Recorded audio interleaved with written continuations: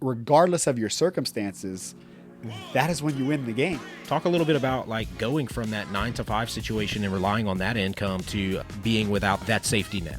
Yeah. So my wife, who has a college degree, right, is making $30,000 a year. Right. And so that was very, very scary. Right. Yeah. That's so interesting. All private money, which was a gift. It's the greatest this was also a great gift of the banks telling us no. Yeah. Because then over time we learned how to do this without the banks. Yeah. So we do the deal and we make $17,000 on it. Months later. How many months later? 4 months. He gave me the book Rich Dad Poor Dad one day. And that's the one, man. That's the one. It'll wreck your mind. Like, you know. That's such a special book, man. Isn't it? How Isn't it crazy? impactful? So I think from a wealth building standpoint, like it is the foundation for you to have that understanding. And you might know how, but until you get under the weight. Wow. This is a big one. But we would sit around and conceptualize all these businesses and talk about business and just the mental masturbation, right? Of like talking about doing business, but never doing it, right? When you start, it's going to be hard. And what most people underestimate is I can't expect to be going down the path of financial freedom via real estate without taking steps in real estate and owning real estate. The beginning part is what most people don't make it through is because they have the wrong perception. Now you have something, you heard something, you got a piece of knowledge that changed your perspective. And that was my moment when I had to, and it took me years to get over that, you know, still, but I had so much insecurity about that. There's going to be one thing that's said that changes my. Oh, yeah. I went through that too. To get to a higher level, like everyone has to go through that. You have to go through the, what are people going to think about me? And then reject that thought and go anyway.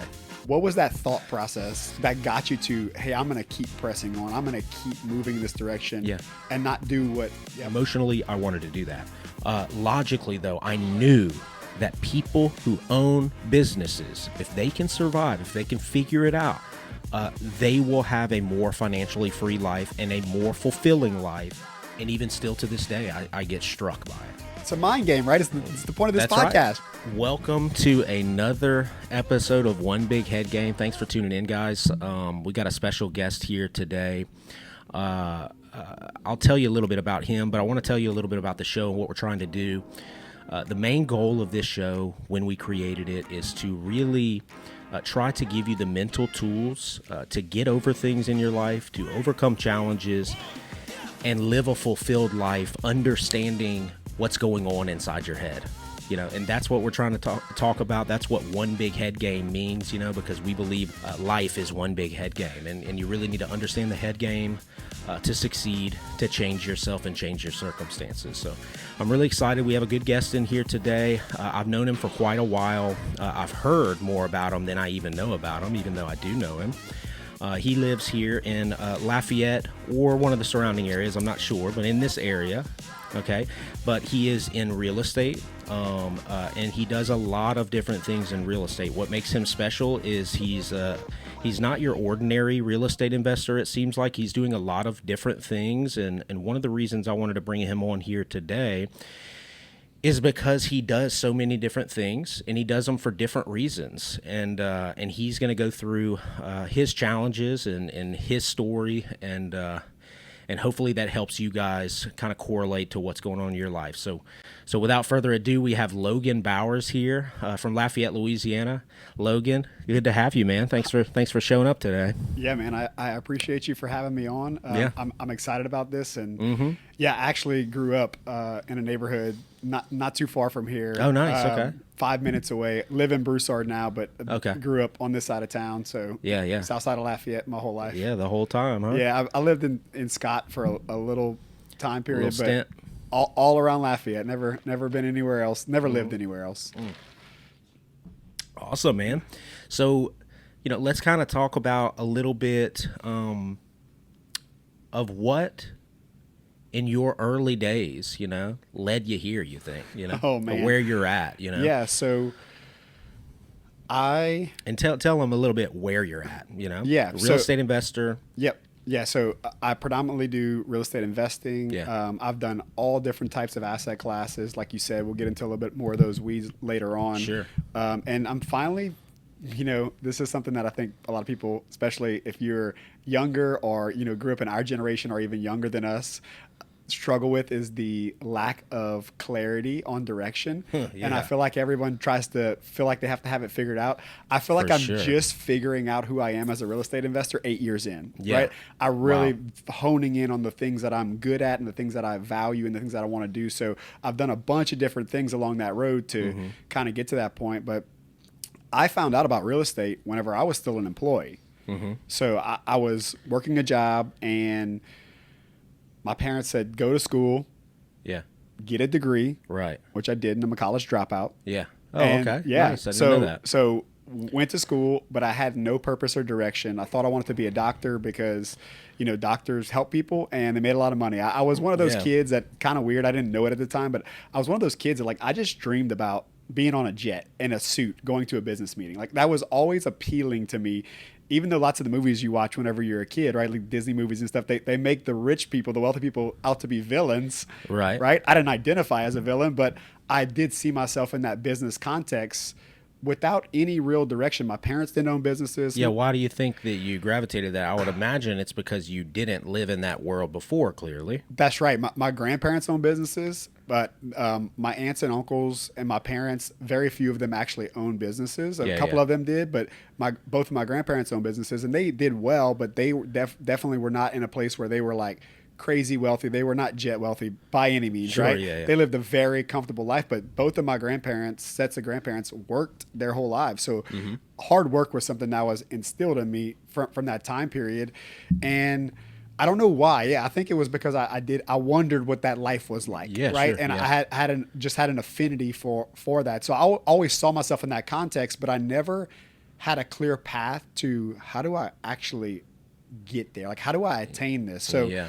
I went to school. You're not born with that path. You No. have to develop that path. No. right? So I go to school, and I think I want to be a doctor. So I was really good at science, just naturally, science and math. And so go to school, go to college, and, drinking beer and playing golf and hunting were way more important to me during that time than actually going to school. So a couple semesters in, one of my good friends, his dad offers me a job at Halliburton to go work in their fluids division, 7 and 7 in Fouchon. So I'm like, look, I hate school. I'm not doing great at it because I'm never here. And here's another caveat. It was the first time I had to apply myself, Yeah, right? yeah. So I'm an audible learner. So I love things like this podcast Yeah. where I can hear, and because I learned from lecture. Yeah. Well, when I got to college, I couldn't just go to class and absorb the information and make an A on the test. And I actually had to learn how to study, and I didn't do that. I just said, hey, this is too hard. I don't know how to do this. I don't have this skill set. I'm just going to go have fun. And so that led to me having not great grades. And so I was just feeling like I was failing. I had no direction. I'm like, why would I push through this? So Yeah. I get this job offer. I go and take the job and leave all my scholarships and tops and all that jazz, right? And so I start working in the oil field like every good South Louisiana boy does, right? You don't Yeah, have yeah. direction, like just go in the oil field. Yeah, yeah. Right. Always something there for you, That's right. As long So as you show up. That's right. So now I have no degree, and I have all this weight and kind of guilt wrapped around not Yeah. finishing school, right? Yeah, Because my mom then was that starts. Yeah. yeah, my mom and dad were both. My dad was like, blue collar worker, still is, and like he was like, go to college so you don't have to live a life like me. My mom was a college graduate who worked her whole entire life at one company and retired there as an accountant, and she's like, go to school so this can provide you a better life than we even have. So they had different reasons for why they wanted me to do it, but my mom was very much like, hey, dude, like you need to finish school. Yeah. Right? You gotta finish. So I go into the oil field, and I'm feeling all this weight and disappointment that I've let my parents down. And so I'm just like, all right, this is what I am. I'm a college dropout. I'm going to go offshore. I'm going to make as much money as I can. And I did that. And I was making a lot of money, and I was spending a lot of money because I didn't know the habits of money then, right? I was making a lot. I was spending a lot. I had very little responsibility.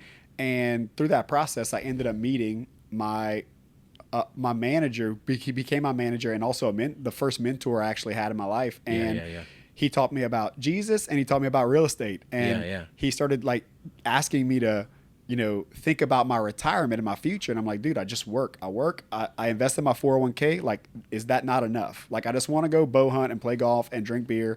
I don't really care about investing. Right. but he kept talking to me about it, and he had a few properties at the time, and so he gave me the book Rich Dad Poor Dad one day.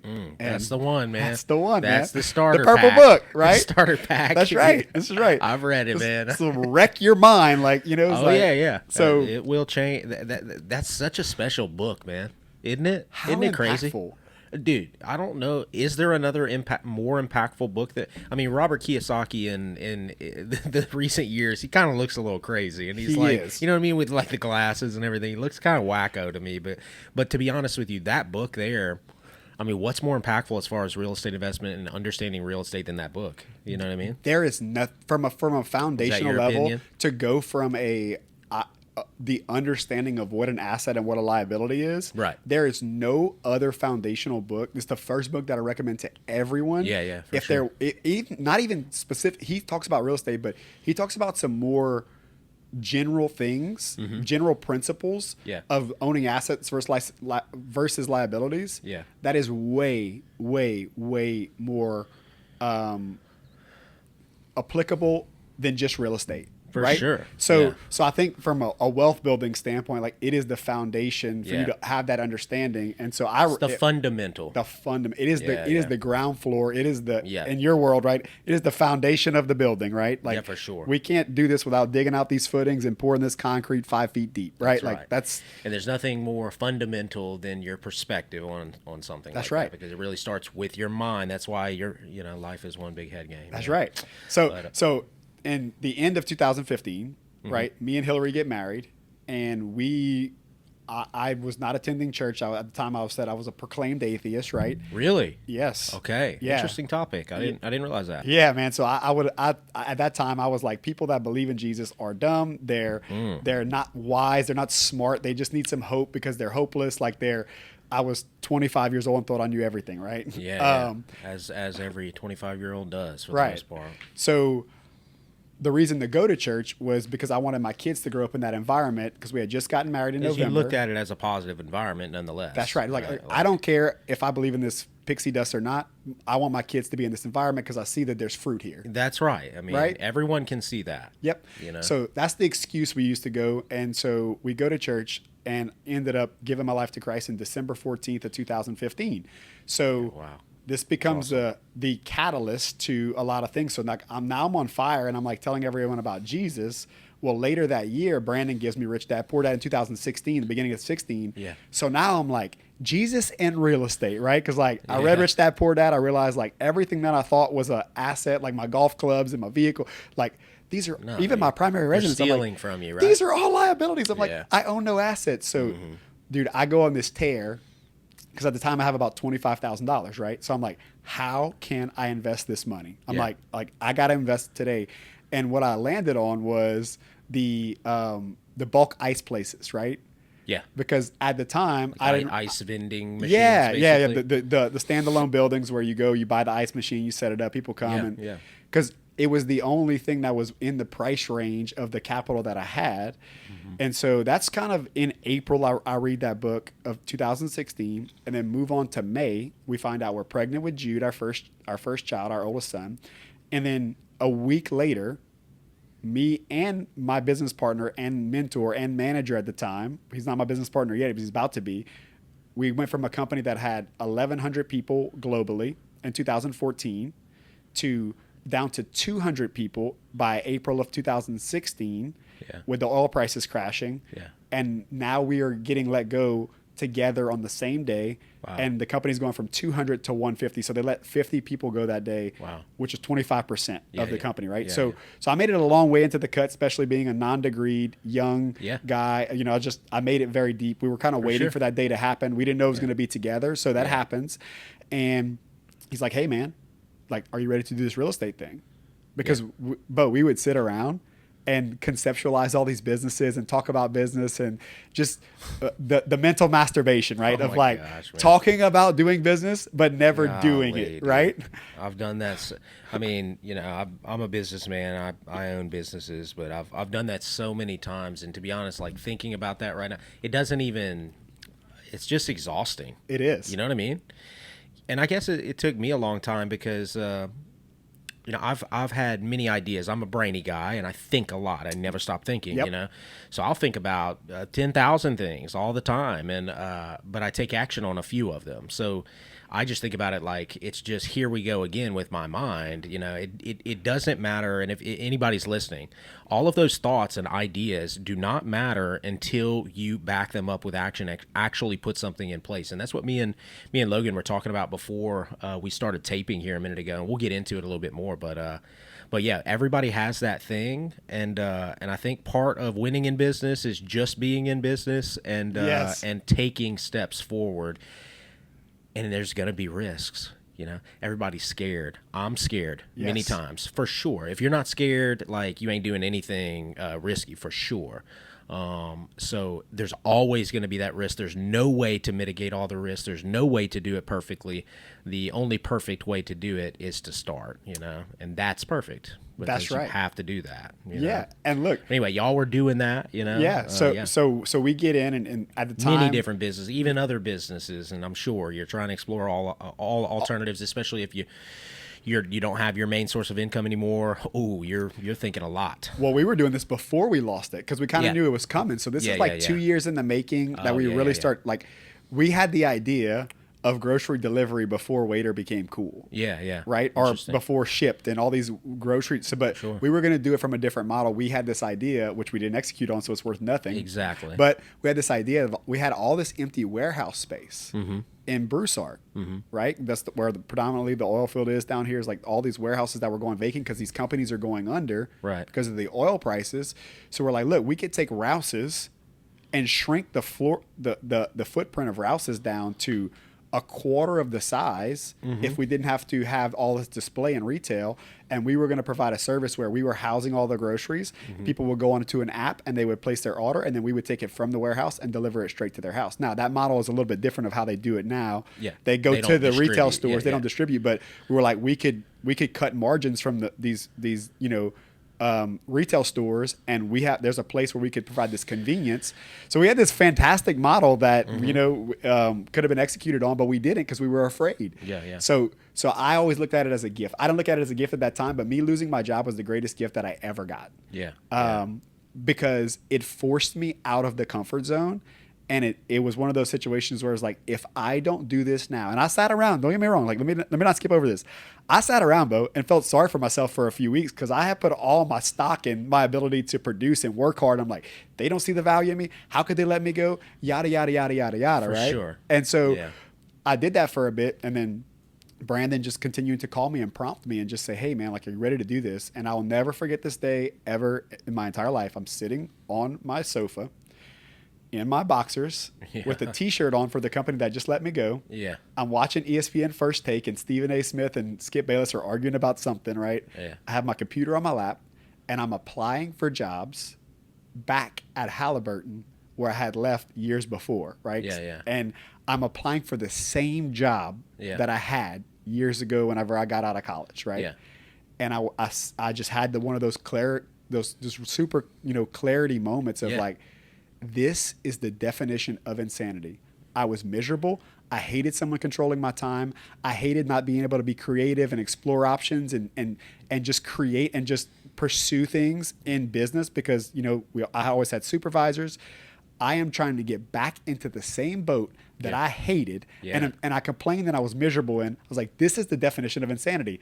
I picked up my phone. I called Brandon and I was like, hey, dude, let's do this real estate thing. I don't know what this looks like, but like, let's do it. And that was the day that I decided to get into real estate. Right. Yeah. That's so interesting, man.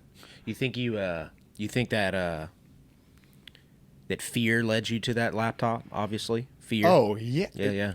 Mostly the fear of what other people would think if I couldn't maintain what I already had. Yeah. Wow. Right? This is a big one. Yeah. Like this fear that like this perception of who Logan is and what life I'm supposed to have and like Yep. how much money I'm supposed to make, like this.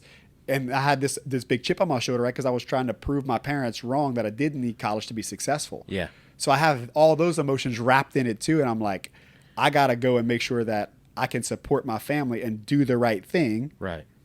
So that was the big driver. Yeah. Oh yeah. I went through that too. I think everybody in their growth stage to get to a higher level, like everyone has to go through that. You have to go through the what are people going to think about me, and then reject that thought and go anyway. You kind of have to have that.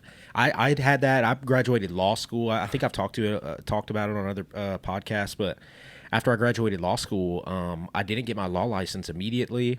It took me a little while. I passed the bar, but they were kind of suspect because I got in trouble for fighting and stuff in the past, and a couple other things, and I went another direction, and then I ended up getting into construction, and I had no idea what I was doing. And I really do remember one of the first couple jobs we did. I had to make the money because I had quit my job, and I had to cut costs on the project as much as I could. So that means me doing labor, you know. And if I can do the labor, I was like, if I do this, if I can figure out how to do this, I make more money, and I have more of a chance to continue paying bills and all this kind of stuff. And and I was painting in a house, and I was like, what am I doing? I was going up that wall, and I was like, what in gosh name led me here? Right. I was like, I'm supposed to be a professional. I took the bar exam. You went to law school? I went to law school and graduated. I took the LSATs. I have a finance degree. I have all of these things. And what the heck am I doing painting this wall while my friends are schmoozing it up at the big tier law firms in Baton Rouge and New Orleans, making $150,000 a year? What am I doing?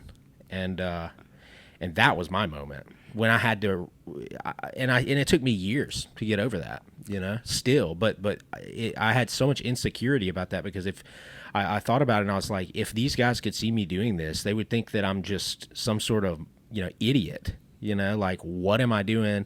Am I out of my mind? Yeah. Why did I go to college? Why did I spend all this money on college so I could paint this wall? And it was nuts, man. It was mentally, it was very hard to get through that all the way. What do you think was the driver for that? I mean, what do you, in that moment, right? Yeah. You have to, you now have a decision to make. Yeah. Right? Because we can't control the thoughts that come in, but we can control the decision we make from those thoughts. So what for you, what was that thought process that got you to, hey, I'm going to keep pressing on. I'm going to keep moving in this direction and not do what I'm supposed to do? Yeah. I think that it was knowledge. I thought about it pretty logically. Emotionally, I wanted to give up, get away, get something that appeared nice and was more comfortable, obviously. Yep. Emotionally, I wanted to do that. Logically, though, I knew that people who own businesses, if they can survive, no matter what the business is, it doesn't matter the business, but if they can survive, if they can figure it out, they will have a more financially free life and a more fulfilling life, that they're able to control their time and be themselves over time. I knew that. And I said, if this is what it takes, it is what it is. If I can sit here and get through this, all I have to do is continue on, and one day I will be where I want to be. And that's what it was, because, I knew that I hated what I was doing. I was a financial advisor, and what I had to do for that is basically make a lot of cold calls to older or elderly people with a couple $100,000 in their account and switch them to an annuity or something. And it was terrible. I liked making the calls. I don't mind making calls and connecting with people and talking to people, but that product did nothing for me. I felt like it didn't do anything for my people that I was talking to. I didn't believe in it, and I was wearing a suit every day. I felt like that wasn't me. I was miserable, and I just kept remembering. I was like, I don't know anything about this construction. I don't know anything about running a business or being a leader. At that point, I was far away from actually being a leader or managing people or really managing expectations. I was just figuring out how to operate a business, generally speaking, and but I knew those things, and I said, you know what? I will be that guy. I will grind it out for 20 years if I have to make it work, and I'll deal with the emotional stuff that comes along with that, and I'll grit it out. And if I'm not prepared for it, I'll figure it out then, and I'm still doing that. I still to this day have never been a 9 to 5 guy with another company. Still from that day, and I've had some success. I've had a lot of failures. I've been burned many times. I've lost money in different relationships, and but I've learned a lot. But I'm still here, and I'm still grinding it out, and I'm still willing to, you know. Yeah. I was talking to my wife the other day, and there was this guy that I grew up with, and he was like, he knew me pretty well, you know. He's an acquaintance of mine. He was like, Beau, I would never fight you, you know. And I was like, why? He's a big guy. I'm like, you know, why? You probably have a good chance, you know, or something like that. Yeah. And he was like, because you'll never give up. You'll never stop.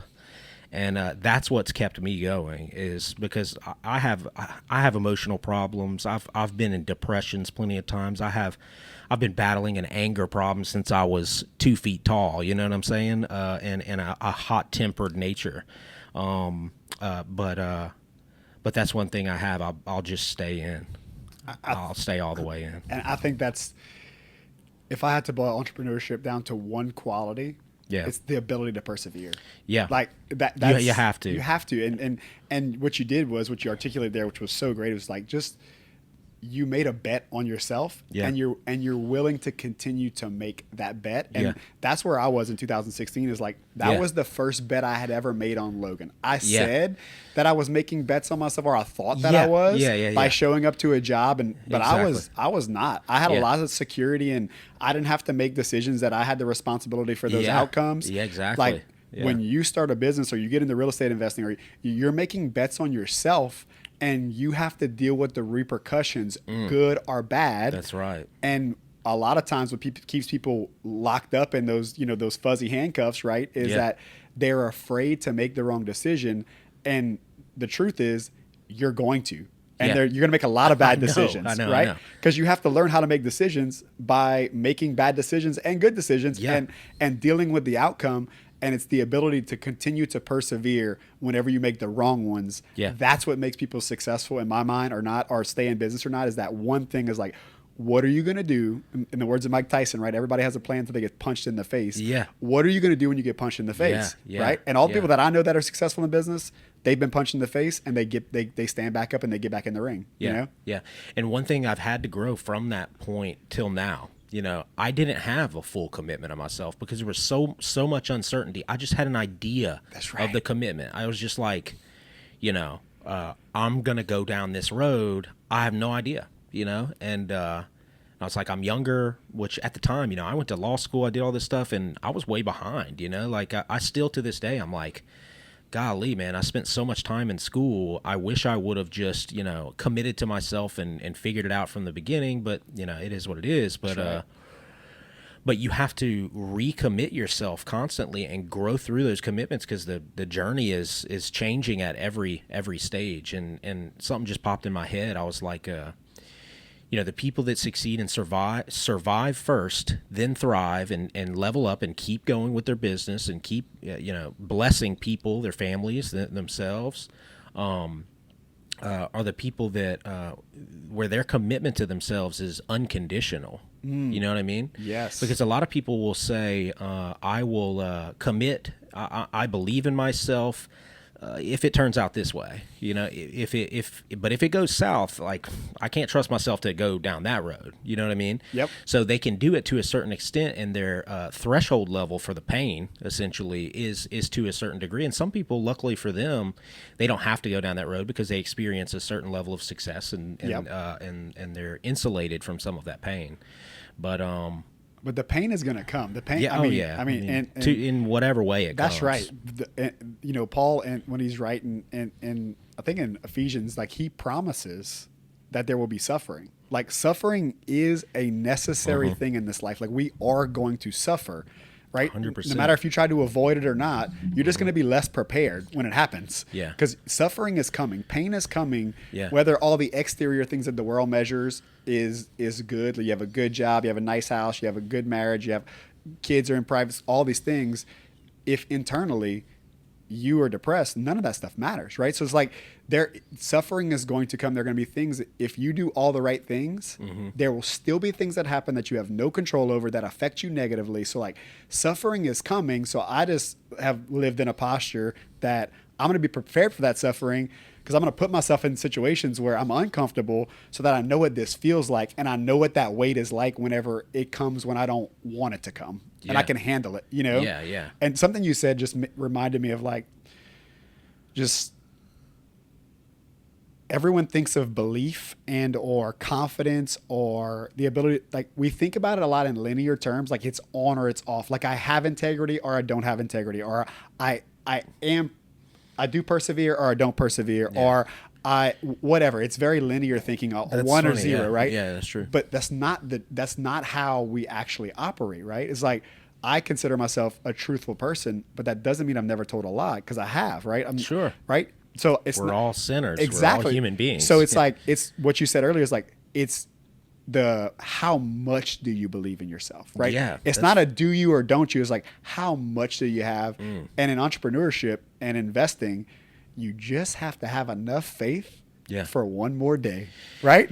You just have to have enough belief in yourself that you can make one more day happen. That's right. And that's how you eat this elephant, right? One day at a time, one bite at a time. Yeah, and that's funny that you say that, because you know, for people listening, me and Logan were talking before the podcast, kind of warming up on the couch here, and we were talking about an experience I had, you know, yesterday that kind of crushed me a little bit mentally, but I was working through it in my head, and what you just said was very interesting, because, you know, in the beginning, you know, if you are looking to start a business, or you look at the idea, I won't even call it entrepreneurship, you know, that word gets thrown around a lot.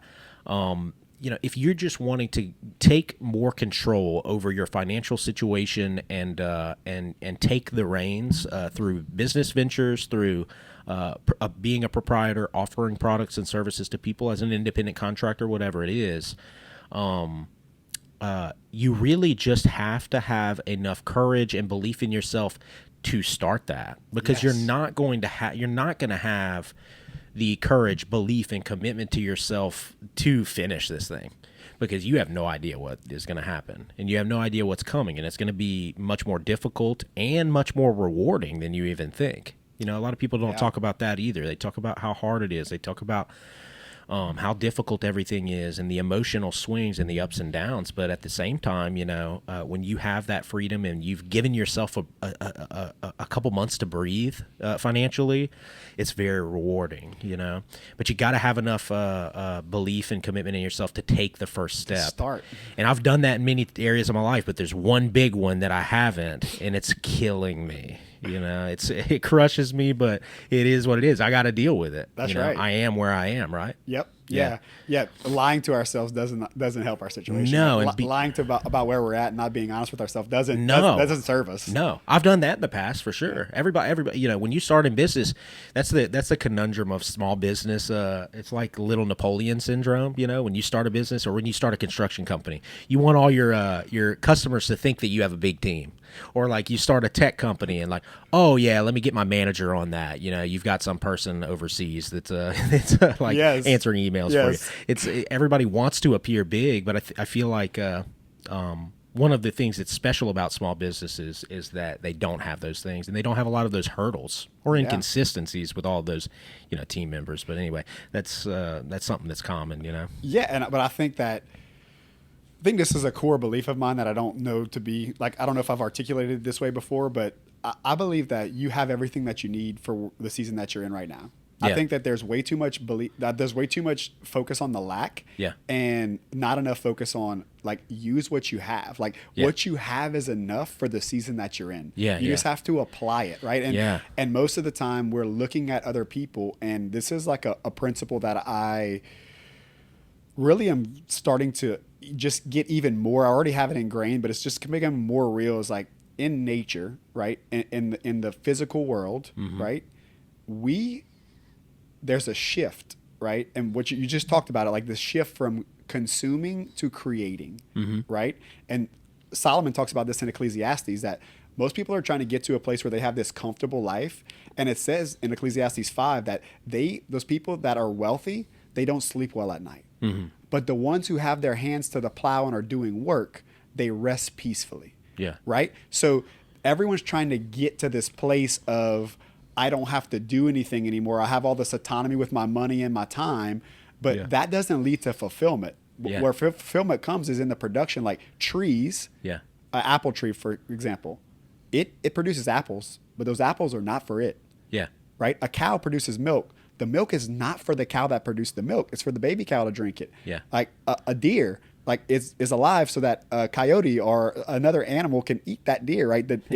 What in nature and how we're designed, how it's hardwired into us. I believe God designed us this way, and the whole universe, that we are meant to produce. And when we are really producing and creating, we are allowing place for someone else to consume what we're producing. Because everyone wants to produce and consume, right? Mm-hmm.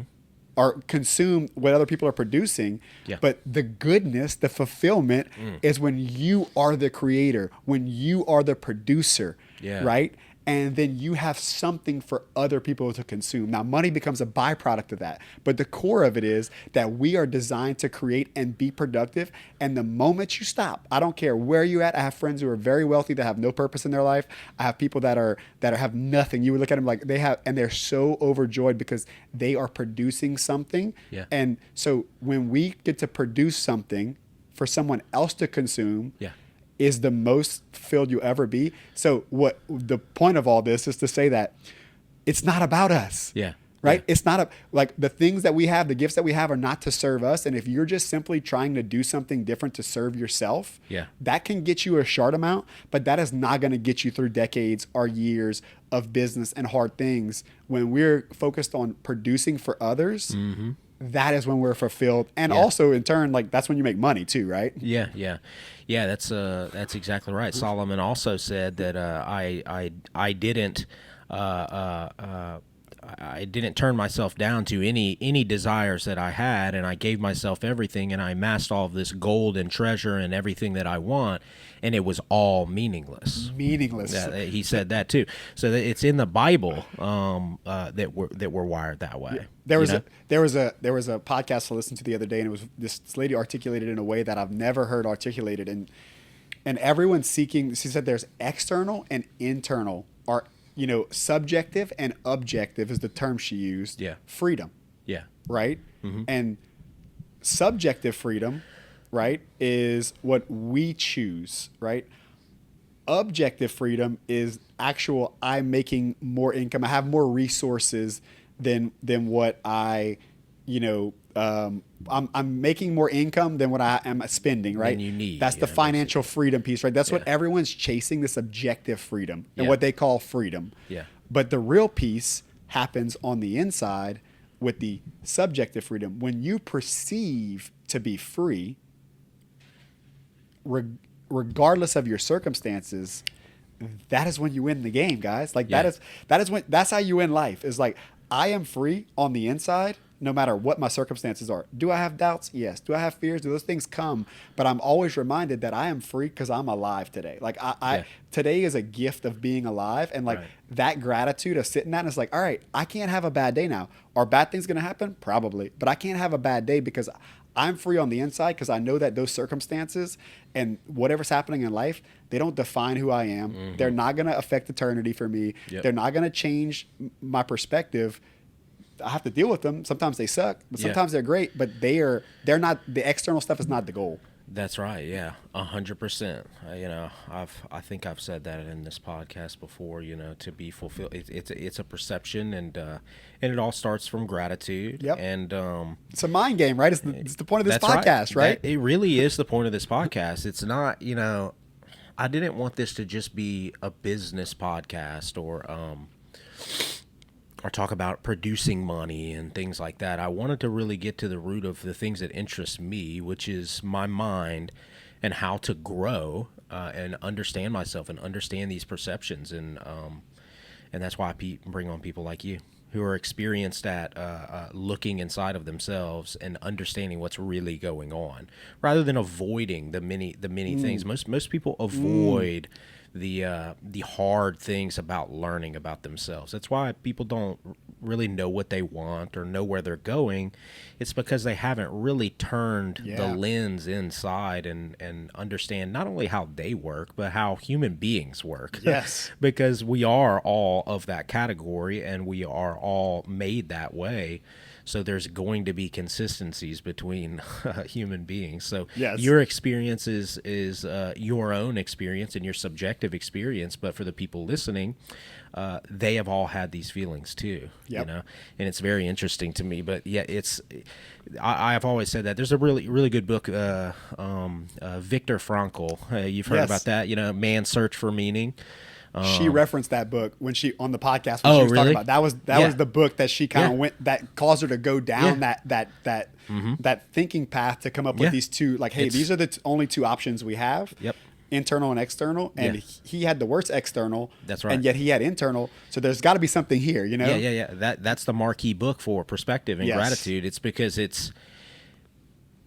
you can talk about that all day long, but if you're riding around in a brand new car and you live in a 3,000 square foot house and stuff, and like you've chosen to be grateful for that, congratulations. That's not that hard. You know, it's not hard to be grateful for that because it's just not hard. Yes. But when you are in a concentration camp and you're being persecuted as a Jew for years on end with no end in sight and with perceivingly, no hope, and then you take the grateful route, that's why that book is powerful, because everyone who listens or watches or reads that book can't even imagine what that was like, much less having a positive outlook on that circumstance. For sure. You know? It's so good. Yeah, it's the marquee book. You know? I've read it. It's amazing. It's ridiculous, but yeah, it's all about perception and understanding where you are. But yeah, I love the analogy you made about producing versus consuming.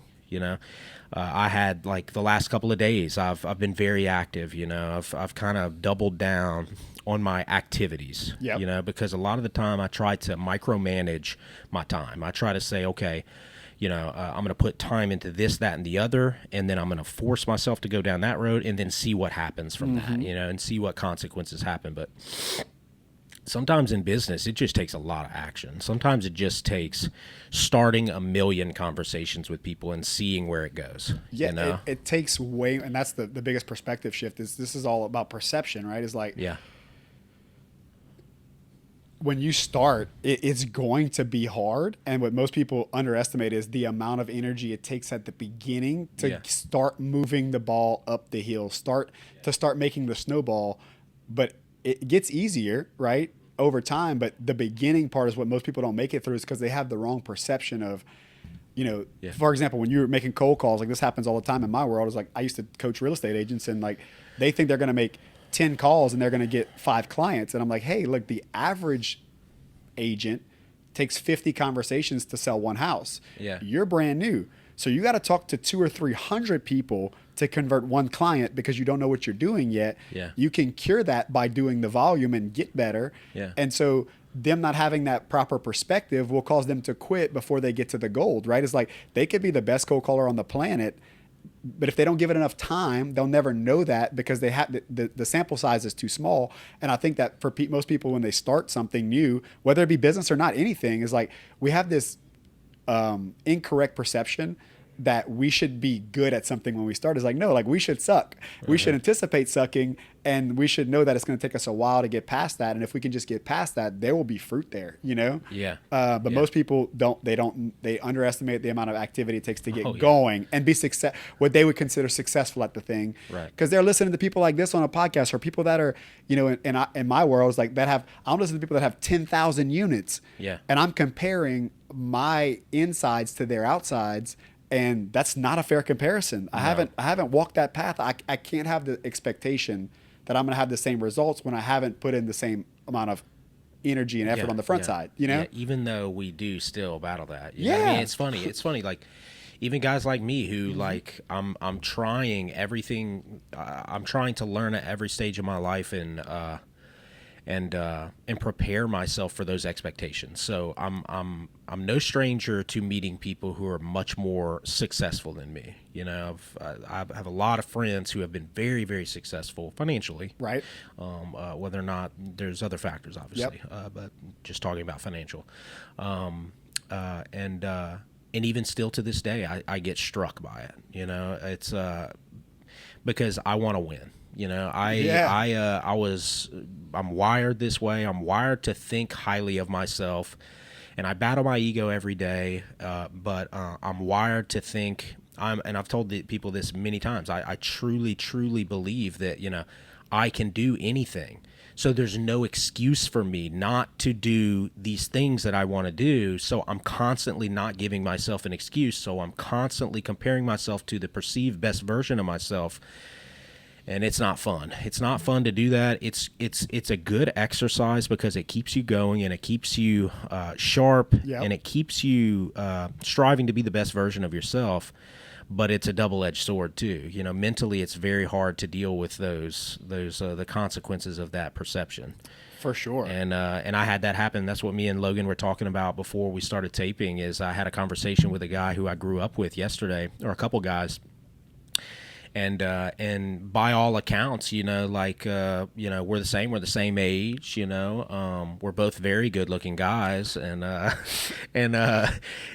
he went down a little bit different path in real estate, specifically in your world. And I haven't gone down that path, even though I've been watching that path for a long time. I've been studying that path. I've been knowing a lot about that path. I've been knowing that that's where I need to be eventually. You know what I mean? That's the one. And I haven't taken steps forward in that arena for many different reasons, you know, but there's no excuse for me to not have taken a step forward in it beyond studying. And I haven't, and he did years ago, and he's at a level now in real estate that, you know, when I think about like my illustrative future real estate career, I would aspire to be where he's at now. And it blows my mind. I'm like, what am I doing? I'm like, and yeah, like I've been in all of these other businesses. I've learned a lot about just business in general, construction management, all these things, and so many different areas of business because I go down so many roads, you know, and I experience so many different things. But that was so challenging to see and to hear and to digest because I look at myself and I'm like, yeah, you don't have an excuse. There's your proof that you're not doing what you need to do, and you didn't do what you should have done, and you're gonna have to swallow that pill and deal with it. You can either let yourself crumble, or just beat yourself up about it and feel like you're less than, and it's gonna leak into everything else I do. So if I feel like I'm less than in that area, I'm gonna feel like I'm less than in my body image. For instance, I'm going to feel like I'm less than in my current main business. I'm going to feel less than in my skills in different business. It's all going to leak into there. Or on the flip side, I can swallow the pill, understand that this is where I'm at and this is just a part of my journey, and learn. For sure. And learn and start taking the steps and learn from the fact right there that my mistake there was not taking the steps when I could have, and I have to live with that, but that's the mistake, and I have to learn from that. And now the cure for that is to take the steps. That's right. Because it's not all the other. It's just that. It's not a fun pill to swallow. No. It's one of those you swallow it and you like throw it back up and you have to like swallow it again. It's like oh my god, like this is. Well, yeah, you know? I don't want to throw it up. I want to just I got to do it. That's right. Know? That's the only choices you have. There's right. You can look and say, all right, cool, and you can spit that pill in the trash can. Yeah.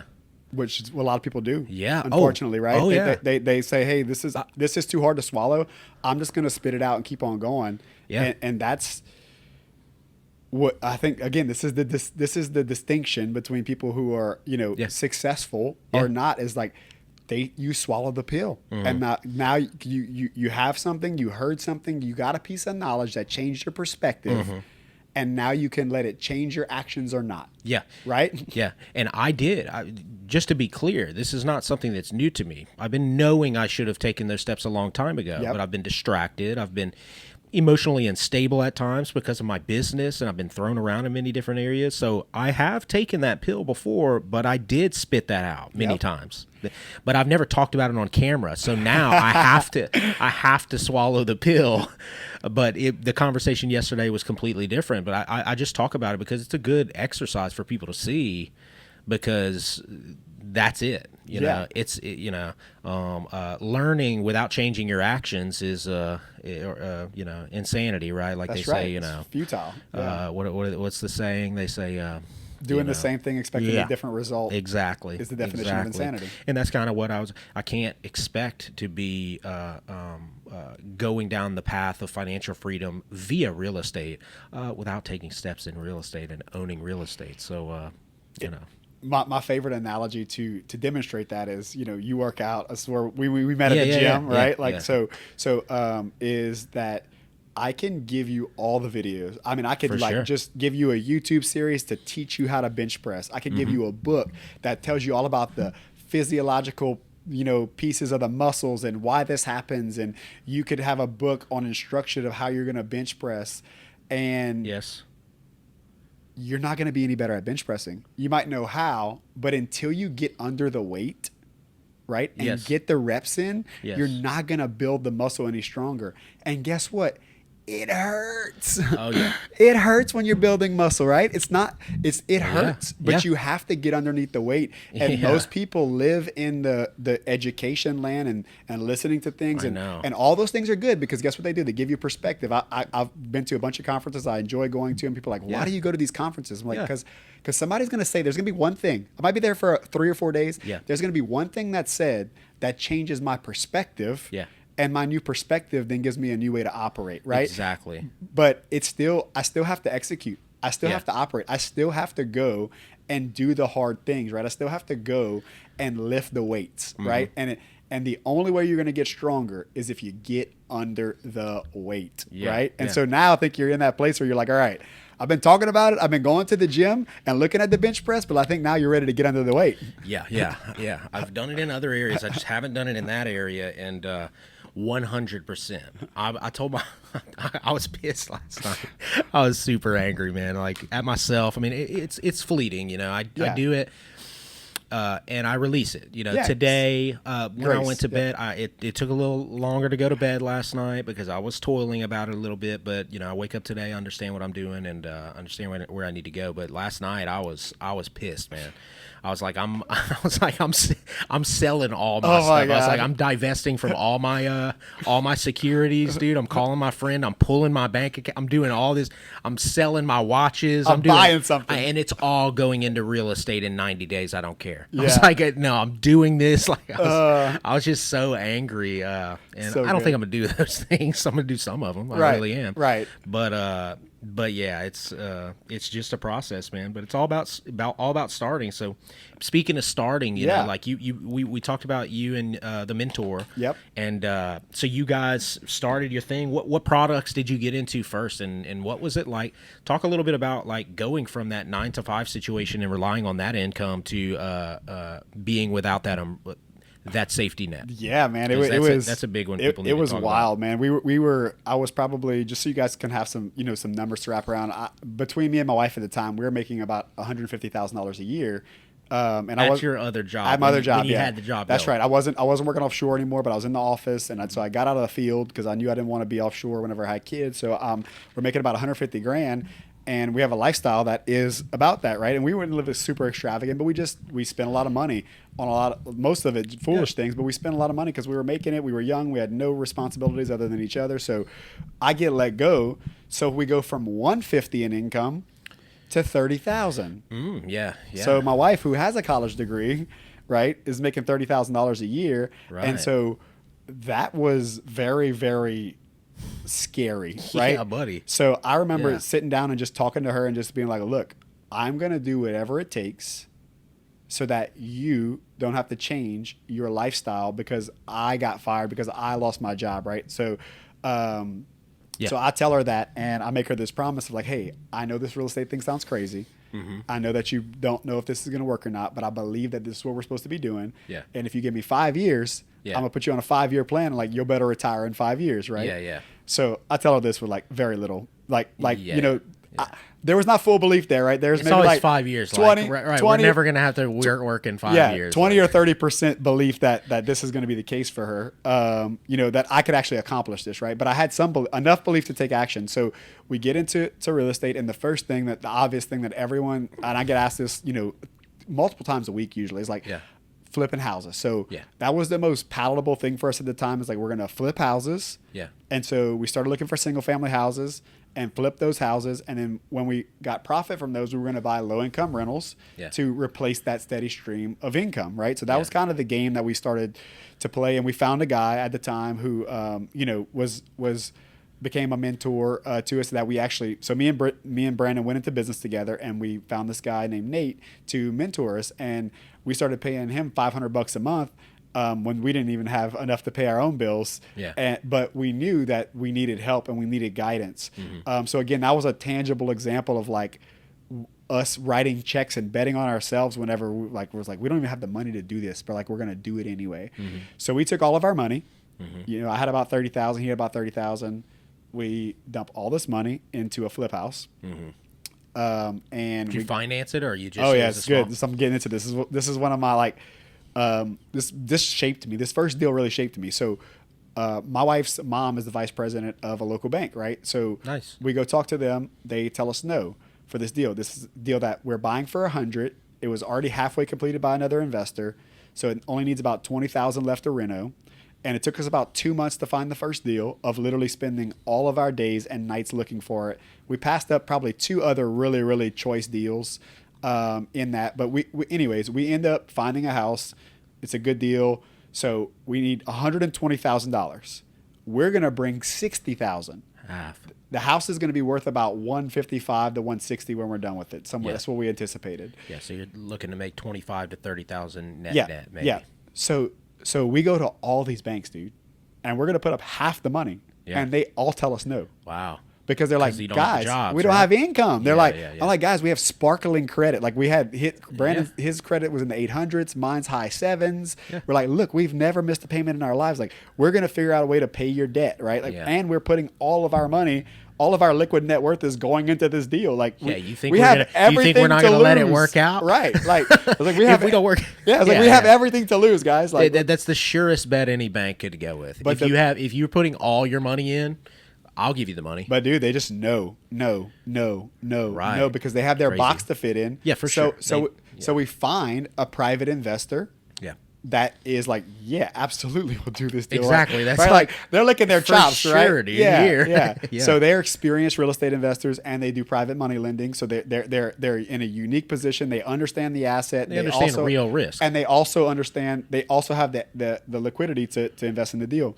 So they do the deal and to take the deal over if they need to make sure it works. That's right. You know, so their risk is like nothing, right? It's like, so we do the deal and we make $17,000 on it months later, right? And we feel like we are rock stars. How many months later? 3 months? So we bought it in August, and we sold it we went under contract in November. We sold it in December.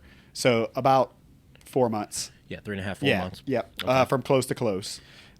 Pretty good. Yeah, I mean, it was a simple renovation. You don't want it to go. You don't want it to go any further than that, right? Yep. So we close on this thing, and like, you know, it's one of those things where like, again, we had some belief, but when we got the check at the end, it was like, oh my God, like we can do this.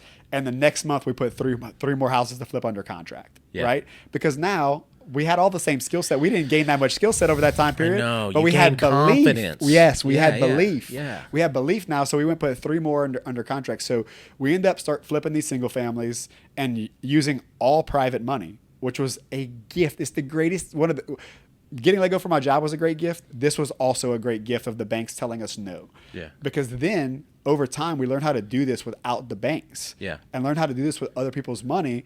And that allowed us to pitch deals. It also made us buy good deals, because if we didn't have a good deal, we couldn't get funding for it, right? Yeah. Money doesn't go to bad deals. It does sometimes, but very rarely does money go to bad deals. Yeah. That happens, but the majority of the time, the money in the marketplace, the capital, by private investors is very wise. Like it knows how to evaluate risk. It's very efficient at investing that money. So we learned how to find good deals because it was the only way we could get them funded because we had no bankability. So that turned into us building up a small rental portfolio of about 22 houses, some duplexes or some quadplexes, some single families. And so through that, my business partner ended up going back into the oil field because he just wanted to go back and have that stable base. And so I ended up getting my real estate license through that process. Started selling some houses and kind of got distracted from the real estate investing. But I always had this kind of like where you're at right now is like, and those of you that are watching this, like you have this little pit. You have this bit of hope in your stomach. Like you have this little seed that can have life, but you're scared to water it or give it attention. I had that for multifamily, and I just knew like this is where I wanted to go, right? Because I knew that what I had to give was not about the real estate investing. I knew that it was the influence and the impact I was going to have on people's lives to go through situations that like I was in to about to help them one day. Like I even though I didn't have the track record or the credibility or any of those things, I knew that was something in me that God had created me to give, right? So I'm thinking about how do I do this at scale? And I'm looking at these houses and we're flipping them and just like, I'm like, this doesn't scale well, right? No. So I just kind of knew like multifamily was the place to go. So in 2019, we kind of decided, all right, we're going to break the partnership up. He kind of want to get out of the game. So we ended up selling a bunch of those houses. I ended up buying a couple of them from the partnership. And then in 2020, I really started focusing on multifamily and learning about it and really like making those investments, writing the checks to get the knowledge. And that's when I kind of transitioned. And then in 2021, I ended up buying a 55 unit mobile home park and buying a 77 unit apartment complex. One of those, the mobile home park I had one partner on, the other one we had 5 passive partners, and we raised about $1 million for that deal to put it together. So my first real syndication in 2021. And so that shift was just simply a mindset shift of, I know I want to go into multifamily. My business partner at the time didn't really want to go there. And so we kind of made that shift in 19 to kind of get rid of some of these assets in 2020 and then position myself in 2021 to do that. And at the time, I am now full-fledged, distracted, like most us entrepreneurs get. I'm running a sales team. I'm selling 50 houses a year. And I'm running a sales team that's selling 300 houses a year, 10 agents, 5 admin. Just my days, Beau, are like, I have no freedom. I am a slave to the agents that I'm serving. I am a slave to the clients that I'm serving. I am a slave to the couple investments that I had that I wasn't managing properly at the time. So I'm just a slave to my environment at this point. And we had our 3rd child, and I was home for a couple weeks, and I was like, this is not why I got into real estate. Like I got into real estate for time autonomy and time freedom, and I don't have any of this. And that's when I decided in that moment when I was home that I did not want to continue to spend my time the way I was spending it. And I made a decision to buy multifamily. And 30 days later, I had one under contract. And what was that one? Did you have partners? 55 unit mobile home park. Okay. Right. And then 45 days later, I closed on it. Right. I didn't know how to get the financing. This was a way bigger loan than I'd ever gotten. I didn't know how I was going to get all the down payment money. Right. So I brought in a partner to help with the down payment and the cash to close. Gave them some equity in the deal. Went to the bank. I didn't have enough income at the time to justify the note, right? But when you get into multifamily, they're looking at, can the asset justify the note? Right. Is the asset going to be able to pay this bill? And do we believe in Logan as an operator of the asset? So it's a little bit different when you get into the multifamily space from the debt perspective is they're looking at, do we believe in this asset? And then do we believe in the operator in that case, in me? Do we believe in Logan's ability to operate the asset? Because we know the asset can pay the bills as long as Logan can operate it. So they do look at my personal financials, but they're not scrutinizing them like if you go buy a home loan or you go buy even an investment loan for a single family rental. They're going to scrutinize it a lot more because you only have one income stream. If that renter doesn't pay, then they're looking at your ability to pay. Whereas in multifamily, there you have a bunch of people paying the bill, and if 1 or 2 of them leave, 10 of them in some cases, 20 of them, it's not a big deal. You can still service the debt. Yeah. So they're looking at the asset, like can this asset pay the bills? Yeah. Which is one of the one of the barriers that most people are like, well, I don't have the money, or I can't get this type of loan. It's like, yeah, you probably can. And the bigger you go with multifamily, the easier that process is. The easier and better the debt is. Yeah, you still need to somehow come up with some money, right? Well, you need to have unless you have a good plan, right? That's right. For the property. That's right. You need to have some credibility. So sometimes you may be able to get the loan from the asset you found and the deal you structured was good enough, but you need some credibility, which is multifamily is a team sport. Yeah. Multifamily, very few people do multifamily alone, and very few of them, even if they do it alone, do they do all the pieces of it.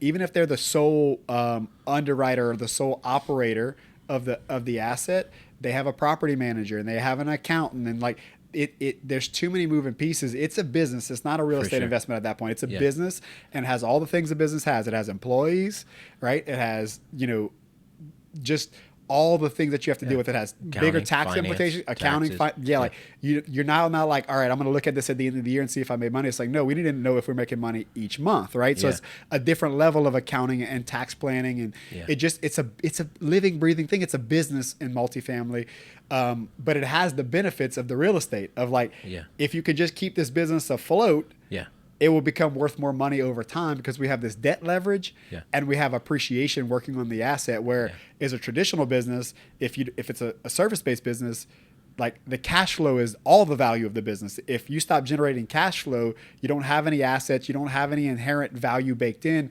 The real estate is typically not going to generate as much cash flow, but it has the timeless effect of like, if you just hold it and do nothing else, you're gonna make money, you're gonna become wealthier by just being able to hold the asset for a long period of time, simply because of the exponential growth of inflation. Yeah, it's the appreciation of the value of the asset. That's right. Our minds think in linear terms, but inflation and a compounded interest year over year, that compound effect is how inflation works. It's like inflation is 3% this year, but guess what? It's 3% of the 8% of last year, and the 7% of the year before. So it's not 3%, it's 3% more of all the compound we've already had, so it's always expanding exponentially.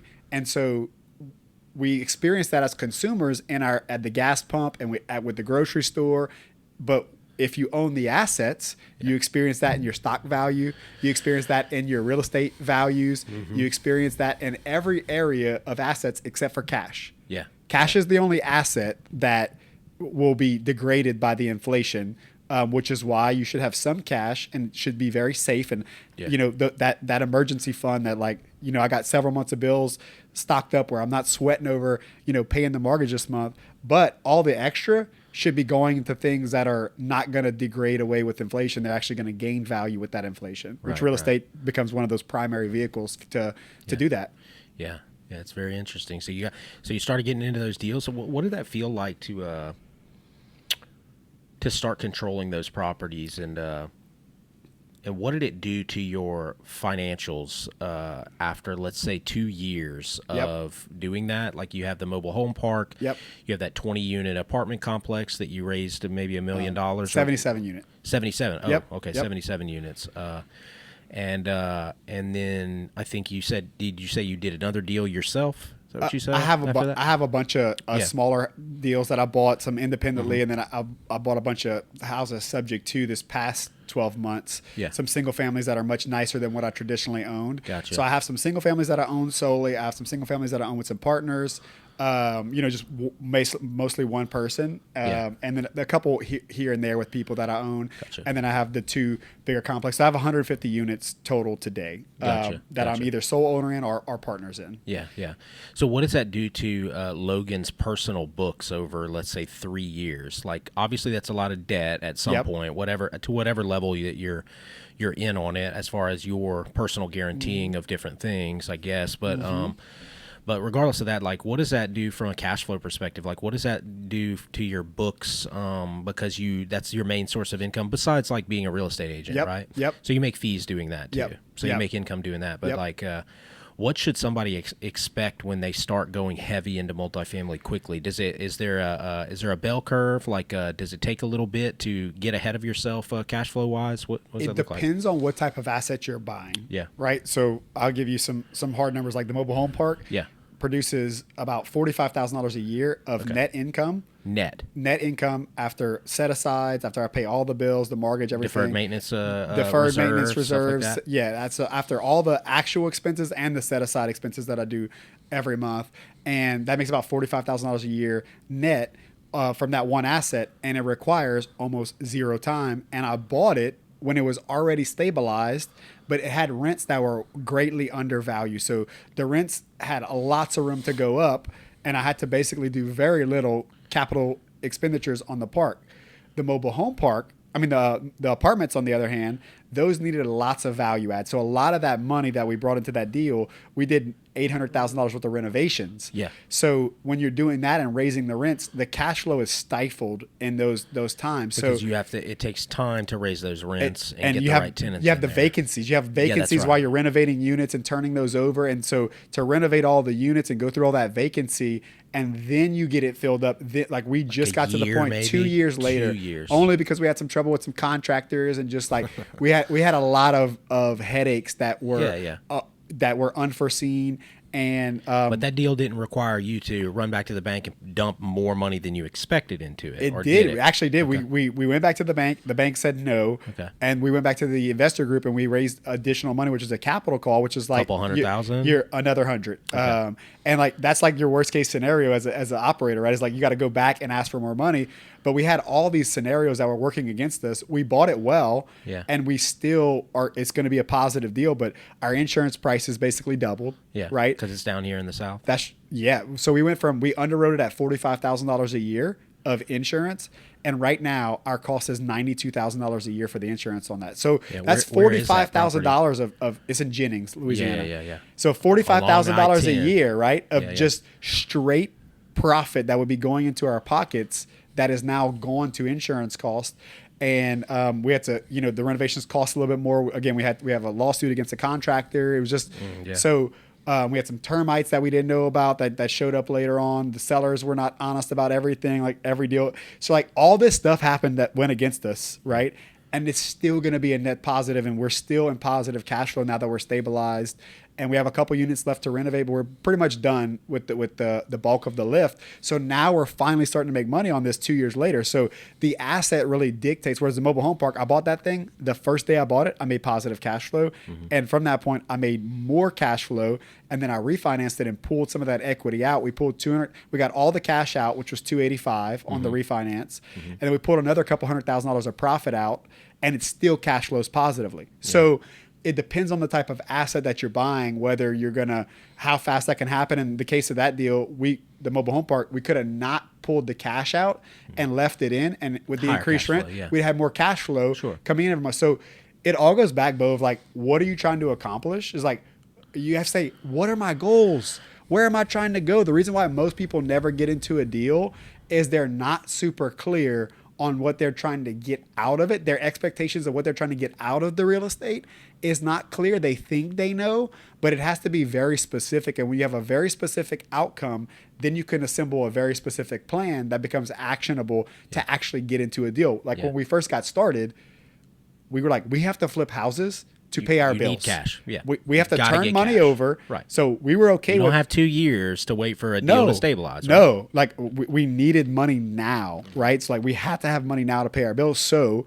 flipping houses became our job. And so a lot of people want to get into real estate, and their goal is passive income. Yeah.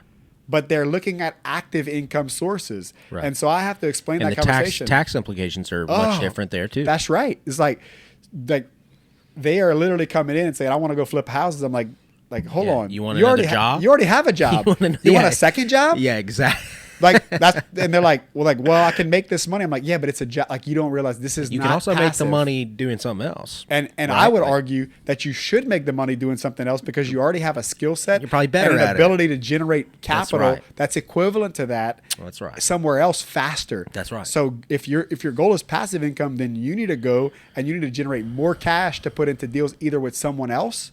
or into your own deals that you are in buy and holds that it's actually passive income. And I even hate that term. It's like recurring income is what people are looking for, right? Yeah. Because no real estate income is passive. Yeah. Even when you invest with somebody else and invest passively into their deals, you still have to go and wire the money in. You still have to vet that operator. Like there's still work to be done to generate that income. But is it mostly passive? Yes, if you pick the right types of investments. And if you're the big money guy.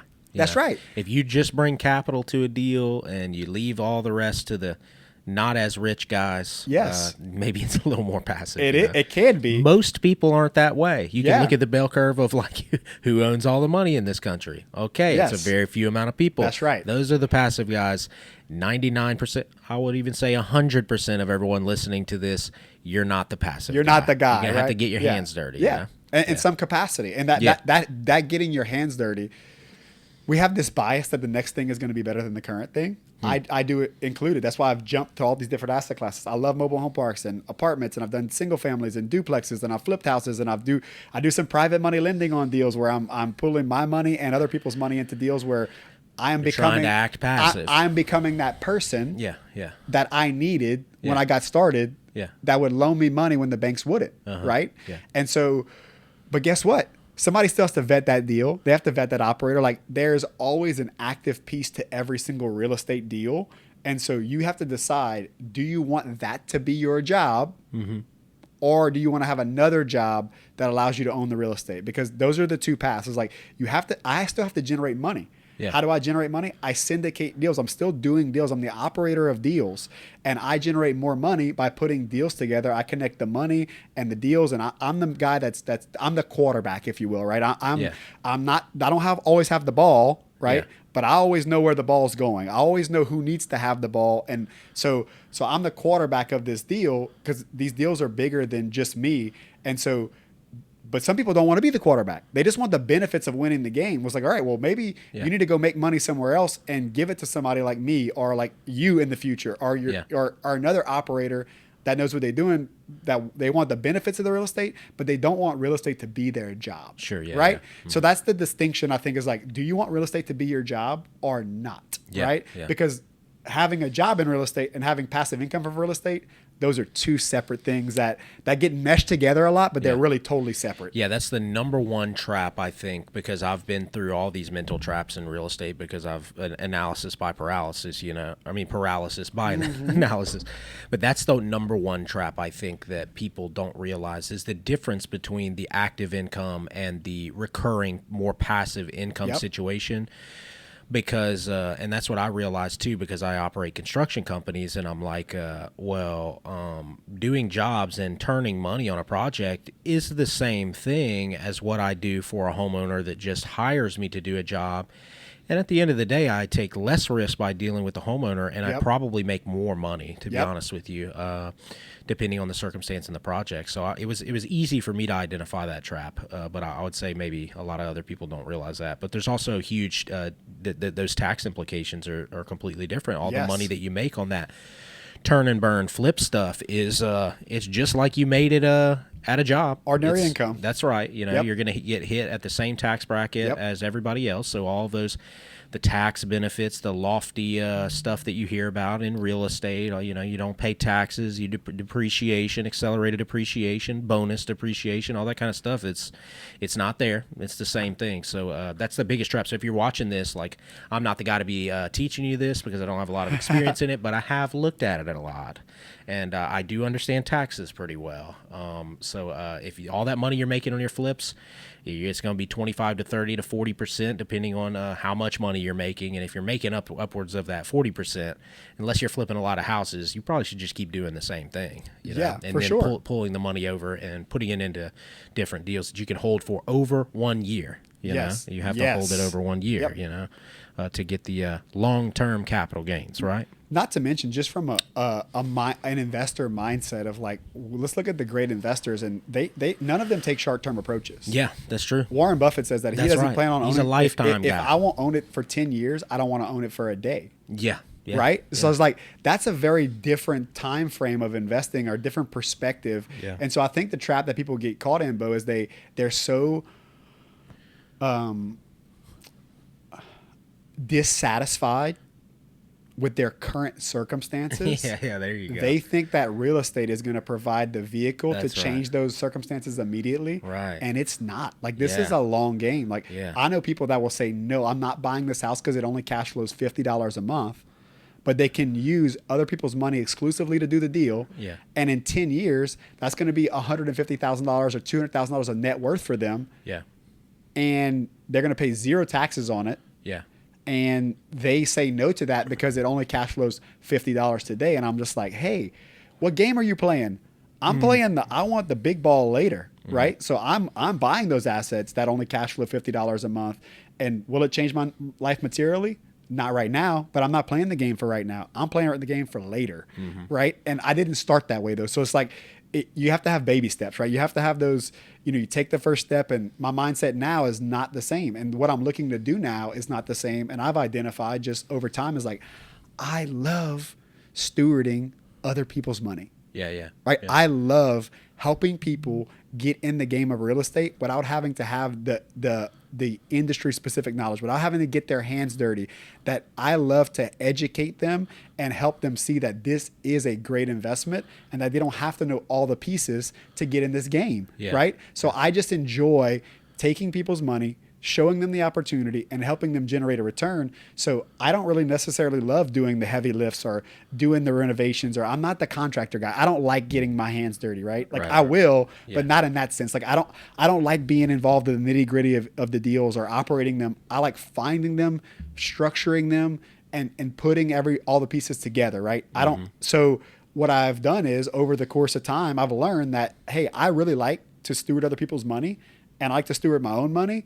And I want to just focus on that piece, and I'll go find people that are doing the things. Oh, is yours on? Is it red? Still red, yeah. Okay, it's that one then. Okay. Forget it. We don't need it.